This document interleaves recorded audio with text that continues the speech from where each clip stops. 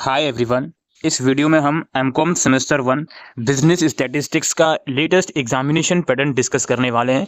आप रेगुलर या एसओएल के स्टूडेंट हो तो ये वीडियो आप लोगों के लिए बहुत इंपॉर्टेंट है। तो ये जो सब्जेक्ट है बिजनेस स्टैटिस्टिक्स, तो इसके अंदर टोटल मिलाकर 5 या 6 यूनिट्स हैं। अब इन 6 यूनिट्स में आपकी जो पहली यूनिट है वो प्रोबेबिलिटी की है, theory of probability and probability distribution. फिर है आपका स्टैटिस्टिकल डिसीजन मेकिंग प्रोसेस, वे सब चीज़ें हैं। फिर है आपका सैम्पलिंग डिस्ट्रीब्यूशन एंड एस्टिमेशन। फिर है आपका hypothesis testing, analytics of variance and non parametric test, और फिर है आपका कॉरिलेशन एंड रिग्रेशन। तो ये टोटल 6 यूनिट्स हैं आप लोगों की इस सब्जेक्ट में। और अब हम डिस्कस करेंगे इसका क्वेश्चन पेपर 100 मार्क्स का आया हुआ था, और पेपर पूरा या तो इंग्लिश में दीजिए या हिंदी में दीजिए। क्वेश्चंस में इंटरनल चॉइस है, एक क्वेश्चन के अलग अलग पार्ट्स हैं, अभी हम डिस्कस करेंगे। सिंपल कैलकुलेटर अलाउड है पेपर में, और आपको स्टैटिस्टिकल टेबल पेपर में दिया जाएगा। तो पहला क्वेश्चन हम डिस्कस करते हैं, जिसके 3 पार्ट्स हैं। Differentiate between mutually exclusive and independent events. जो म्यूचुअली एक्सक्लूसिव इवेंट्स होते हैं वो आपस में एक दूसरे के साथ रिलेट कर सकते हैं, एक साथ अगर हो सकते हैं, लेकिन इंडिपेंडेंट इवेंट्स इसके उल्टे होते हैं, इसके विपरीत होते हैं। तो इसको आपको डिफाइन करना है 6 मार्क्स में। इसके बाद बी पार्ट है, कुछ सिचुएशन गिवन है, आपको कुछ प्रोबेबिलिटीज गिवन है 3 अलग अलग इवेंट्स की। Probability of events A, event B and event C. आपको अज्यूम करना है ए, बी और सी हैज अकर्ड, ठीक है। और the probabilities of another event X according are this. जो एक और इवेंट है एक्स, उसकी प्रोबेबिलिटी ये है P X A, P X B और पी एक्स सी की। और आपको P X A, P X और पी बी एक्स कैलकुलेट करना है। इसके बाद सी पार्ट है, a local member of parliament knows he will soon vote on a controversial bill to learn his constituents attitudes about the bill. अच्छा, ठीक है। He met with groups in 3 cities in his state and 8 jotted down the opinion of 15 attendants at each meeting। कुछ opinions आई अलग अलग members की, जो अलग अलग 3 मीटिंग्स उसने एक सिटी के अंदर करी। तो कुछ ये ओपिनियंस आई उस बिल के लिए, स्ट्रांगली अपोज या स्ट्रांगली अगेंस्ट द बिल या न्यूट्रल, वो सब चीज़ें। अब इसमें पूछा जा रहा है what is the probability that someone from Hisar is neutral about the bill. Bill के लिए वो न्यूट्रल होगा हिसार से, ऐसी कितनी प्रोबेबिलिटी है। फिर पूछा जा रहा है what is the probability that someone in the 3 city groups strongly support the bill. In 3 group में कोई जो है ऐसा निकलेगा जो बिल को स्ट्रांगली सपोर्ट करता है, इसकी कितनी प्रोबेबिलिटी होगी। और what is the probability that someone from the Rohtak या फरीदाबाद ग्रुप इज न्यूट्रल और स्लाइटली अपोज्ड। तो ये तीनों चीज़ें आपको कैलकुलेट करनी है। इस तरह से क्वेश्चन नंबर 1 हमारा कंप्लीट हो गया। अब ये क्वेश्चन नंबर 1 हमारा 20 मार्क्स का था। क्वेश्चन नंबर 1 के इंटरनल चॉइस में क्वेश्चन है। इंटरनल चॉइस का ए पार्ट है, life insurance premiums are higher for older people but auto insurance premium are generally higher for younger people.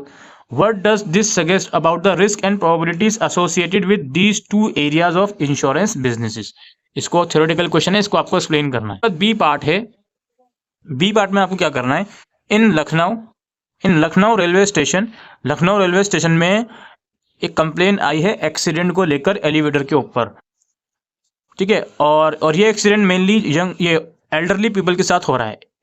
Past record के according ये देखा गया है ऑन एन एवरेज 5 लोग जो हैं वो एक्सीडेंट उनका होता है हर हफ्ते। स्टेशन इंचार्ज ने फाइनेंस डिपार्टमेंट से ये रिक्वेस्ट करी कि भाई एक्स्ट्रा फंड अलॉट कर दो, सो दैट हम डिवाइस कुछ ऐसे ले सकें जो एक्सीडेंट को टैकल कर सकें।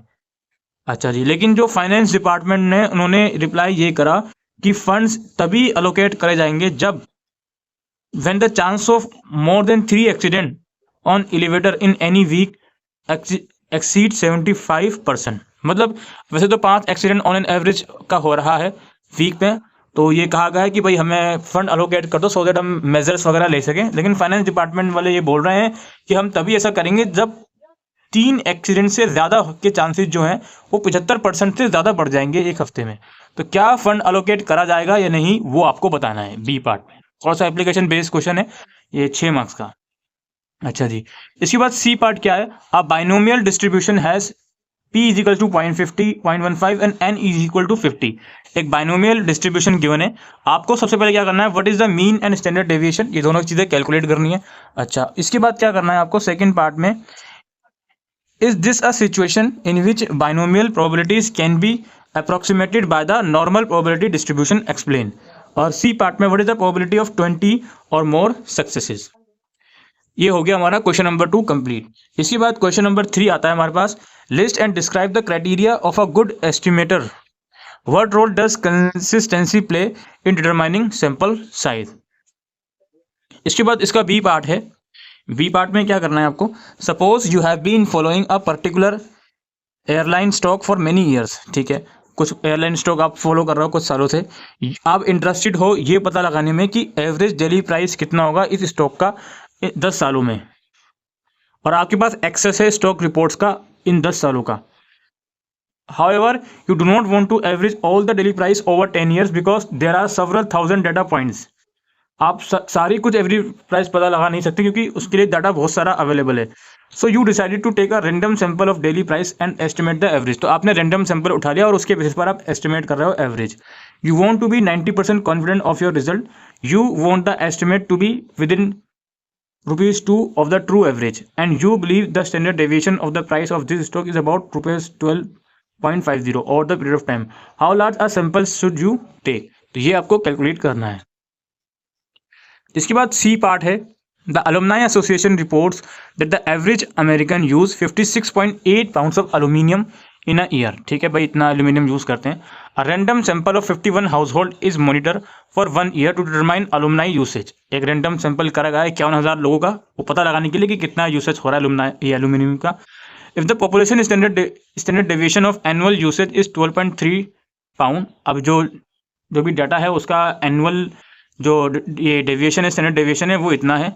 तो what is the probability that the sample mean will be 56 and 57 pound. तो प्रोबेबिलिटी क्या होगी कि उस डेटा का सैंपल मीन 56 या 57 पाउंड्स होगा। तो ये सी पार्ट है इसका। इसके बाद इसके इंटरनल चॉइस वाला क्वेश्चन हम डिस्कस करेंगे। ये हम क्वेश्चन नंबर 2 डिस्कस कर रहे हैं। 3 पार्ट्स होगा इसके, हर क्वेश्चन के 3 पार्ट्स हैं मेनली। अब इसके इंटरनल चॉइस वाला क्वेश्चन ये है, state the central limit theorem और what is its significance in sampling process. इसके अलावा इसका जो बी पार्ट है काफ़ी लंबा है, बी पार्ट हम डिस्कस करते हैं इसको। A company has develop a new product, company ने न्यू प्रोडक्ट डेवलप करा इन इट्स R&D लेबोरेटरी, और company has the option of setting up products facility to market this product straight away. Company के पास option है कि वो कुछ ऐसी प्रोडक्शन फैसिलिटी डेवलप करे सो दैट ये प्रोडक्ट मार्केट हो सके। If the product is successful, अगर प्रोडक्ट सक्सेसफुल हो गया तो then over the 3 years expected product life the return will be 120 lakh, 120 lakh रुपए का रिटर्न मिलेगा कंपनी को 3 सालों के बाद अगर प्रोडक्ट सक्सेसफुल हो गया, और प्रोबेबिलिटी इसकी 0.70 है इस रिटर्न की।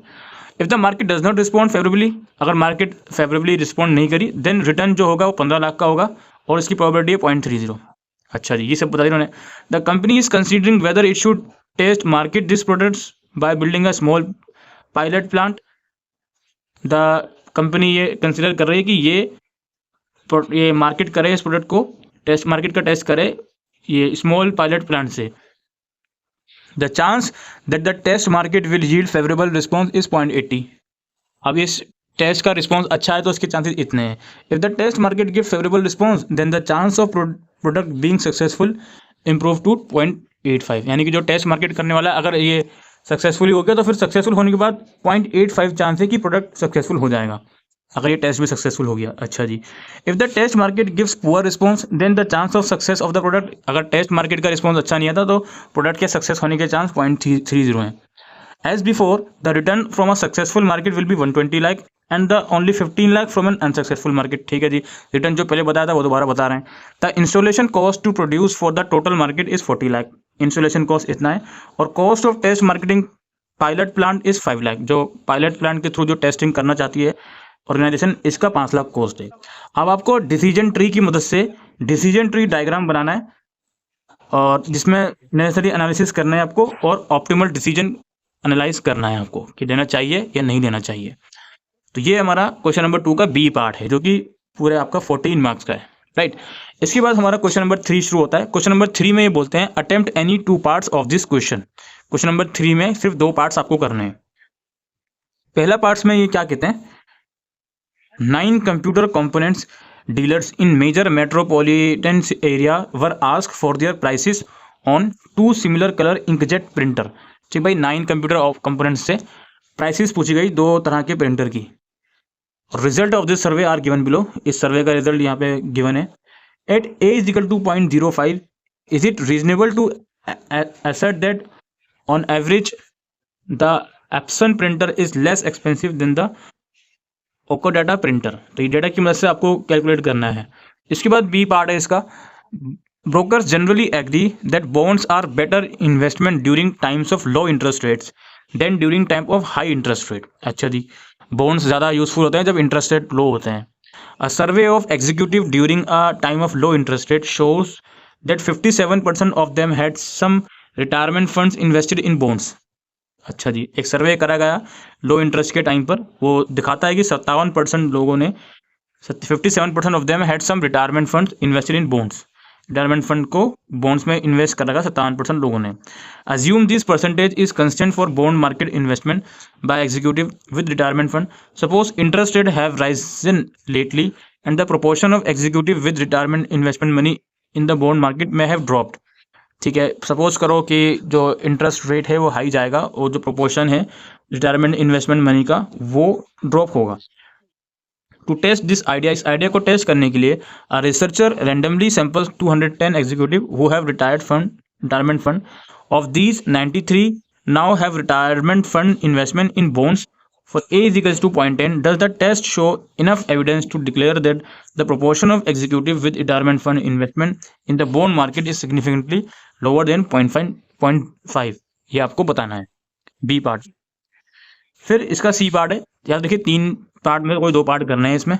इसका सी पार्ट है, A consumer research organization routinely selects several car models each year and evaluates their fuel efficiency. अच्छा जी, in the year's study of 2 similar subcompact model from 2 different automakers, the average gas mileage for 12 car of brand A was 27.2 miles per gallon and the standard deviation was itna. The 9 brand B cars that were tested averaged 32.4 mpg and the standard deviation itna 4.3 mpg. At A is equal to 0.01, should it conclude that brand A cars have lower average gas mileage than 2 brand B cars? Assume that the variance of mileage of the 2 car brands are equal. तो ये आपको calculate करना है कि क्या जो brand ए की car है उसका लोअर एवरेज गैस माइलेज है as compare to brand B.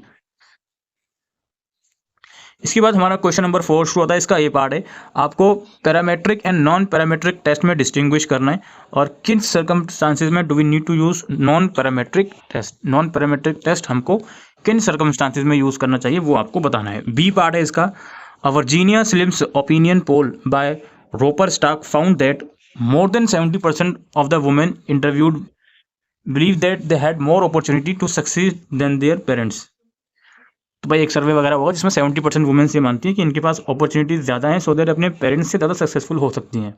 Suppose a research in your state conducts a similar poll and ask the same question with the result that of 64 women interviewed 40 believe that they had more opportunities to succeed. आपके क्षेत्र में ये interview करा गया और 64 में से 40 women's ये मानती हैं, 64 में से 40 वुमेन्स ये मांगती हैं कि वो सक्सीड हो सकती हैं ज़्यादा अपने पेरेंट्स से। The sequence of responses to this question is given below with y denoting yes or n denoting no.